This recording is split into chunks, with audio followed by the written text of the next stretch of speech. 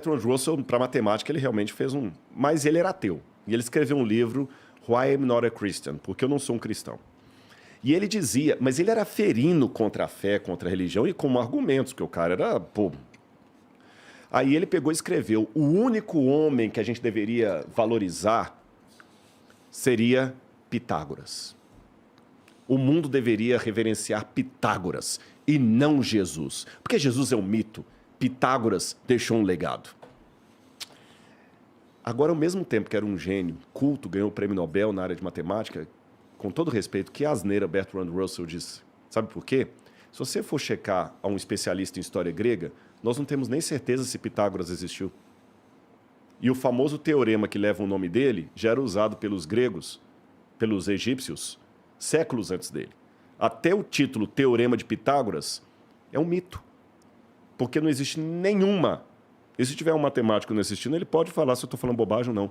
Não existe nenhuma confirmação arqueológica, histórica, que Pitágoras sistematizou o famoso Teorema de Pitágoras. E os egípcios já usavam na sua engenharia antes, na sua engenharia e tudo mais. E até hoje eu não vejo nenhum matemático ateu pedindo desculpas por falar do Teorema de Pitágoras. E até se Pitágoras existiu, se ele existiu, eu acredito que ele existiu, o máximo que a gente sabe é que talvez ele foi um cara mais místico do que um matemático. Agora, Jesus, eu tenho comprovação da existência de Jesus em Flávio Josefo, Tácito, Suetônio, só para citar alguns. O que são isso? O que são essas coisas que você citou? Tácito e Suetônio, por exemplo, são autores romanos que confirmam a existência de Jesus de Nazaré. Da época, do primeiro século. Você encontrou esses textos. Sim, a humanidade encontrou esses textos. O Flávio Josefo. De que data? O Tácito e Suetônio estão no final do primeiro século. Final do primeiro século. Flávio Josefo está na segunda metade do primeiro século. Você tem outro também agora que eu vou lembrar. O Talmud babilônico. O Talmud também menciona Jesus. Então, nós temos mais evidências históricas sobre Jesus do que sobre Pitágoras. Aí vem o camarada lá, genial, Bertrand Russell, e fala, Jesus era um mito, Pitágoras que era histórico. Desculpa, aí do ponto de vista histórico, ele que está sendo crédulo. Aí eu não tenho fé suficiente para ser um ateu. Você entendeu? Nesse sentido, eu não tenho. Aí o pessoal, o que acontece? O problema é que o pessoal, às vezes, coloca a Bíblia como sendo uma coisa ridicularizada, é coisa besteira, é só crente. Eles pensam sempre no crente como aquele gado. Não é, gente. E vou mais além. Vou comparar Jesus com Alexandre o Grande. Eu, particularmente, acredito que o Evangelho de Marcos foi composto por volta do ano 50. Eu tenho evidências da papirologia, não vou destrinchá-las aqui por questão de tempo, mas mesmo aqueles que colocam os evangelhos todos depois do ano 70, eu coloco como sendo anterior ao ano 50, 60. Mas mesmo aqueles que colocam os evangelhos depois do ano 70, os evangelhos estão distantes de Jesus 30 anos.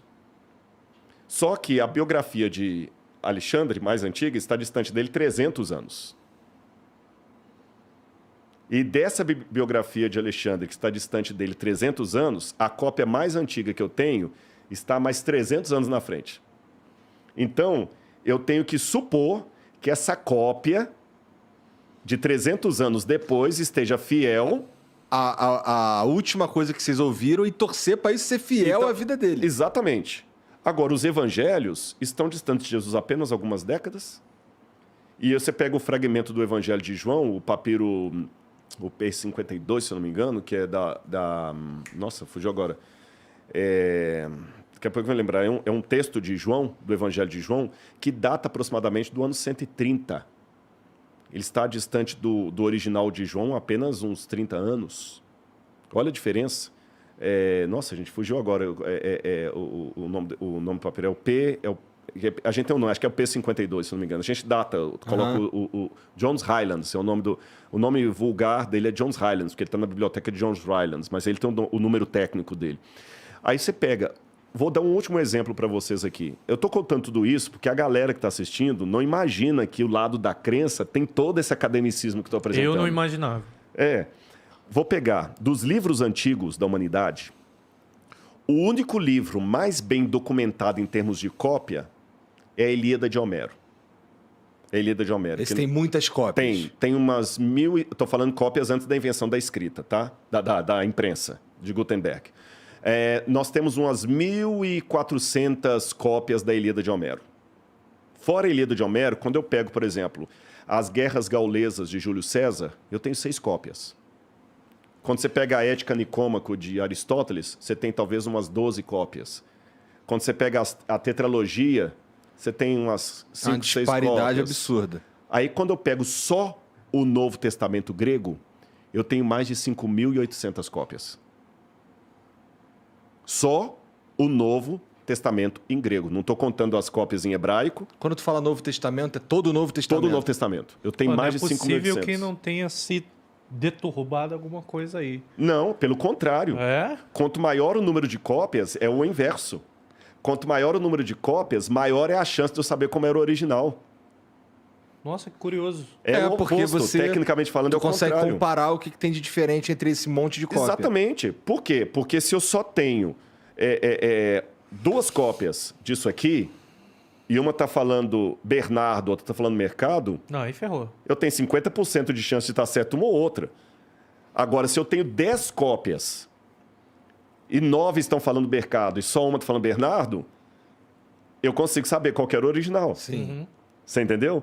E isso eu estou contando só o texto grego. Que se eu pegar as traduções dos pais da igreja, as primeiras traduções da Bíblia ali, eu vou para mais de 42 mil cópias da Bíblia. Agora que vem o irônico da história.